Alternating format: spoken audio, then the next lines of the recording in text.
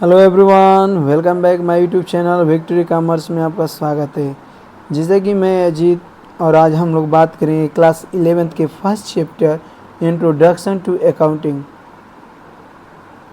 और हम लोग एक एक पॉइंट देखने वाले हैं। जो यूजीसी नेट कॉमर्स की तैयारी करने वाले वो भी इस वीडियो को देख सकते हैं। जो पीजीटी की तैयारी कर रहे हैं कॉमर्स से वह भी इस वीडियो को देख सकते हैं। काफ़ी इम्पोर्टेंट टॉपिक होने वाले हैं। चलिए बिना देर किए हुए स्टार्ट करते हैं।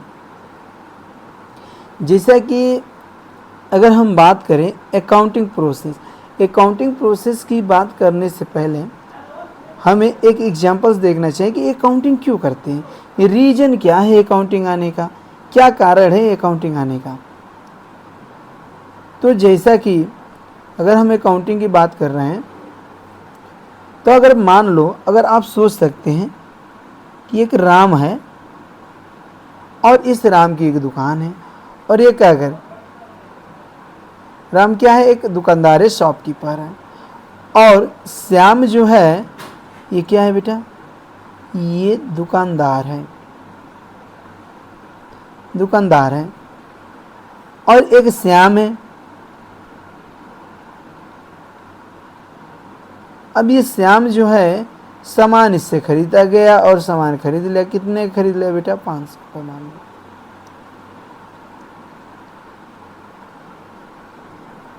ठीक है, 500 का मान लो सामान खरीदा।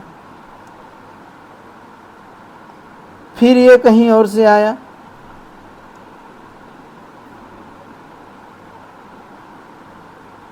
$500 खरीदा। तो जब ये काउंटिंग होता है तो इस राम को तो पास डाटा होना चाहिए ना कि राम ने कितना माल बेचा शाम को। शाम तो खरीद रहा है भाई और राम बेच रहा है, सेल कर रहा है इसको 500 का।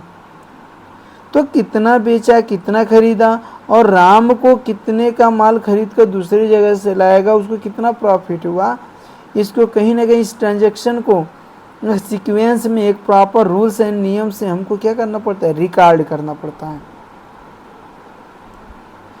तो अब अगर हम अकाउंटिंग कॉन्सेप्ट की बात करें तो यहाँ पे आपको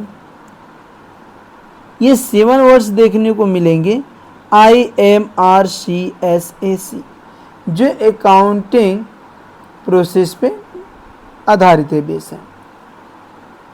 जैसा कि आप सबसे पहले पढ़ते हैं आइडेंटिफिकेशन, यानी जैसे ही पहले हम पहचानते हैं कि क्या ये ट्रांजैक्शन पैसे से जुड़ा है या नहीं जुड़ा है, यानी आइडेंटिफिकेशन या आइडेंटिफाइंग फाइनेंशियल ट्रांजैक्शन या जो भी इवेंट हो रहा है can be measured in the terms of money. क्या जो ट्रांजैक्शन हो रहा है क्या वह पैसे से, रुपये से जुड़ा है क्या। अगर जुड़ा है तो फिर हम आगे प्रोसेस बढ़ जाते हैं मेजरिंग करना। अगर फिर हम देखते हैं कि यह कितने रुपए का है, 500 का है, 5000 का है, 10,000 का है, यानी मॉनेटरी टर्म को हम क्या करते हैं, मेजर करते हैं, मापते हैं, देखते हैं। पहले हमने आइडेंटिफिकेशन कर लिया, फिर हम मेजरिंग कर लेते हैं। जैसे ही आपको मेजरिंग कर लिए कि इतने का है, कितने का है, 500 का है भाई, जो हमने बेचा था, सेल किया था, क्योंकि शॉपकीपर कितना रिकॉर्ड कर रहा है तो वो बेच रहा है ना, सेल कर रहा है ना। तो अब आप क्या करेंगे, रिकॉर्ड करेंगे। अब ये रिकॉर्डिंग कहाँ पे करेंगे, एंटरिंग डाटा इनटू जनरल्स। अब क्या करेंगे, इसे हम जनरल में रिकॉर्ड करते हैं।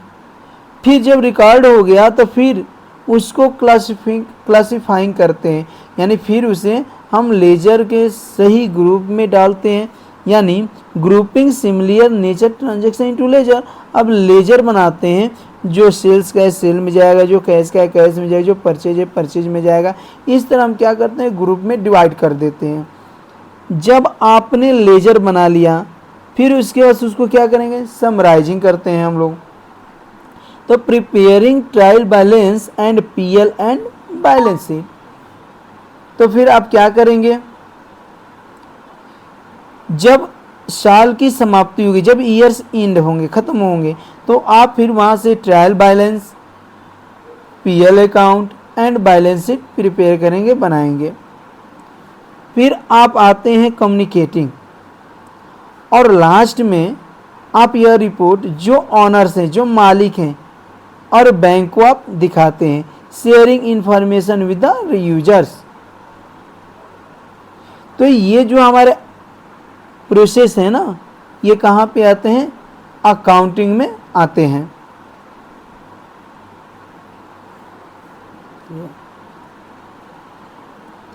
अब यूजर्स ऑफ अकाउंटिंग क्या होते हैं भाई? या तो इंटरनल हो सकता है या तो एक्सटर्नल हो सकता है। अब इंटरनल में ऑनर्स आ गया, मैनेजमेंट आ गए, एम्प्लॉयज एंड वर्कर्स आ गए, बोर्ड ऑफ डायरेक्टर्स हो गए। एक्सटर्नल में बाहर की चीज़ें, banks, financial institute, safety loan recover करने के लिए जो इन्वेस्टर हैं उनको इन्फॉर्मेशन करना पड़े, क्रेडिटर्स हो गए, रिसर्चर हो गए, कंज्यूमर्स हो गए। तो यूजर्स दो होते हैं, इंटरनल एंड एक्सटर्नल, आप देख सकते हैं। अब इस अकाउंटिंग के ऑब्जेक्टिव क्या है और एडवांटेज क्या है? तो ऑब्जेक्टिव देखते हैं, मेंटेनिंग अकाउंटिंग रिकॉर्ड्स। अब ये क्या करता है? अकाउंट्स को मेंटेन करता है, बनाए रखता है। निश्चय करता है प्रॉफिट एंड लॉस, कितना प्रॉफिट हुआ, लॉस हुआ, इसके बारे में। फाइनेंशियल पोजीशन को बताता है कि हमारे एसेट्स कितनी है, लायबिलिटीज कितनी है। मैनेजमेंट को डिसीजन मेकिंग में हेल्पफुल होता है, कंट्रोलिंग बजटिंग करने में। यूजर्स को इंफॉर्मेशन भी देता है, और प्रोटेक्टिंग द बिजनेस असेट्स, तो उसको प्रोटेक्ट करने का भी काम किया जाता है। अब इसके फायदे क्या हैं? प्रोवाइड्स फाइनेंशियल इंफॉर्मेशन, जो भी फाइनेंशियल की कंडीशन है उसको सूचना मिल जाती है, इंफॉर्मेशन प्रोवाइड करता है। एविडेंस इन कोर्ट, कोर्ट में एविडेंस के रूप में काम करता है, और पार्टनरशिप अकाउंट में भी ये मदद करता है। नेक्स्ट टॉपिक हमारा branches of accounting, financial account, cost accounting, management account. Financial account focuses on the financial statement. अभी जो हम लोग 11th में अकाउंटिंग बना रहे हैं वो क्या है? फाइनेंशियली तो पढ़ते हैं, जहाँ पे हम trading and PL, general entry, cash flow, fund flow, ये सब बनाते हैं financial. Cost accounting focuses on reducing and controlling the cost. Cost को कम करना, उस पर कंट्रोल करना, उस पर फोकस करता है। जहाँ पे फैक्ट्री ओवरहेड, प्राइम कॉस्ट, ठीक है, मार्जिनल कास्ट, इसकी स्टडी करते हैं। मैनेजमेंट अकाउंट ये डिसीजन मेकिंग में काम आता है, और ये देखता है कि क्या कितना प्रॉफिट बिजनेस को हो रहा है, कितना उसको मैनेजमेंट करना।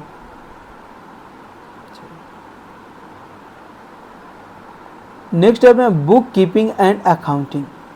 अब ये बुक कीपिंग और अकाउंटिंग इंपॉर्टेंट टॉपिक है। बुक कीपिंग में केवल होता है आइडेंटिफाइंग करना, मेजरिंग, रिकॉर्डिंग, क्लासिफाइंग, यानी आप जनरल से लेकर के लेजर तक जितने भी कार्य होते हैं वो बुक कीपिंग में आते हैं। समराइजिंग करना और एनालिसिस करना और इंटरप्रेटिंग कहाँ आता है? अकाउंटिंग में आता है। ट्रायल बैलेंस, फाइनल अकाउंट सब कहाँ पे आते हैं? अकाउंटिंग में आते हैं। ये प्राइमरी स्टेज होता है बुक कीपिंग, जबकि यह सेकेंडरी स्टेज में आता है।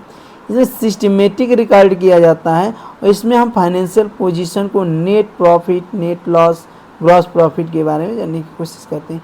ये डेली पे होता है, रूटीन, लेकिन ये डायनेमिक होता है।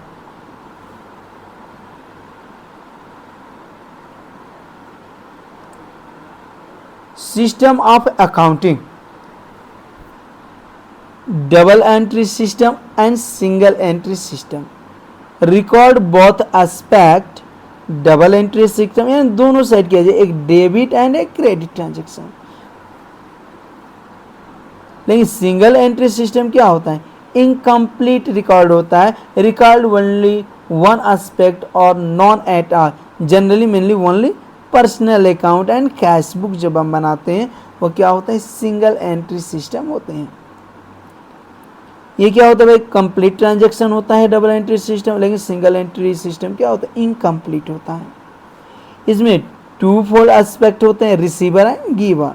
Total debit is equal to total credits आते हैं, और साइंटिफिक एंड एक्यूरेट ये हमको नॉलेज दे देता है, लेकिन सिंगल एंट्री सिस्टम में ऐसा नहीं है।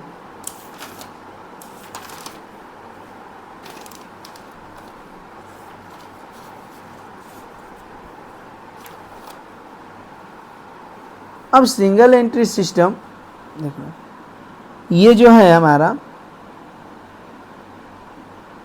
ठीक है, इसमें क्या होता है, वन एस्पेक्ट होता है, और ये सब कुछ चीज़ों को रिकॉर्डिंग नहीं करता है। ये कैसा होता है बेटा, one aspect is recorded, only one aspect recorded,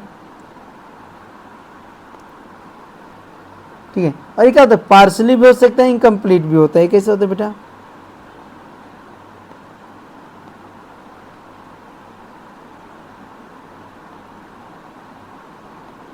incomplete account होते हैं, रिकॉर्ड किए जाते हैं। इसमें तैयार क्या किए जाते हैं बेटा, आप तैयार करते हो personal account of debtors and creditor.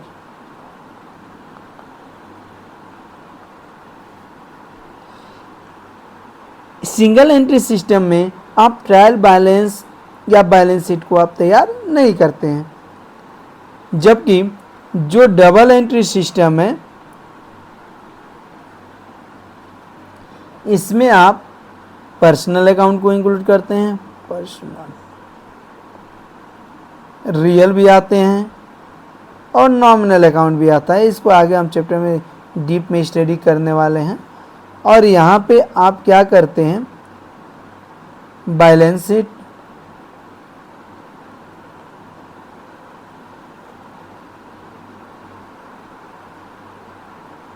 And trial balance भी प्रिपेयर किया जाता है, ठीक है।